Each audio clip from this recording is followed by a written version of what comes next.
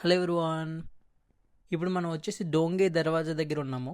సింహఘాట్ ఫోర్ట్లోకి వెళ్ళడానికి 4 దర్వాజాలు ఉన్నాయి. సో ఫస్ట్ దర్వాజా ఇది డోంగే దర్వాజా అంటారు దీన్ని. సో ఇక్కడ నుంచి చూస్తే వ్యూ మాత్రం చాలా బాగుంటుంది. మనం ఇప్పుడు సింహఘాట్లో అతి పురాతనమైన ఆలయానికి వెళ్తున్నాము.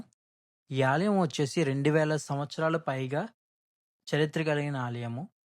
ఈ ఆలయంలో దొరికిన ఆధారాల ప్రకారం కొండన అంటే సింహఘాట్కు 2000 సంవత్సరాలు పైగానే చరిత్ర ఉందని చెప్పి శాస్త్రవేత్తలు కనుగొన్నారు.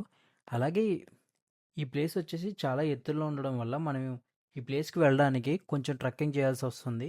గుడి పేరు మెన్షన్ చేశారు, కొండానేశ్వర టెంపుల్ అని చెప్పి మెన్షన్ చేశారు. అంతేకాకుండా ఇక్కడ వాళ్ళు కౌటనేశ్వర ఆలయం అని కూడా పిలుస్తారు. సో మన ఆలయంలోకి వెళ్ళేటప్పుడు మనకి ముందుగా మన షూస్ ఇక్కడ ఇప్పేసి వెళ్దాము. ఇక్కడ మరో వింత విషయం ఏందంటే, ఈ గుడి ఎవరు కట్టించారో ఇప్పటివరకు ఎవ్వరికీ తెలీదు. ప్లస్ నేను కూడా చాలా వీడియోస్‌లో ఇంకా ఇంటర్నెట్‌లో కూడా చెక్ చేశాను.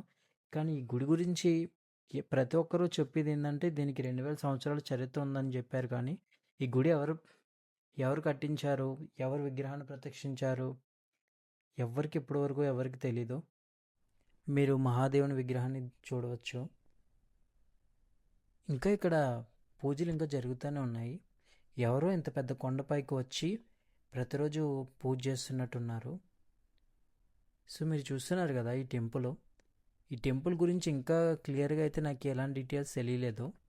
ఇంత చరిత్ర కలిగిన ఈ ఆలయం ఇప్పటికీ ఎవరికి అంతుపట్టని రహస్యాలతో ఉంది.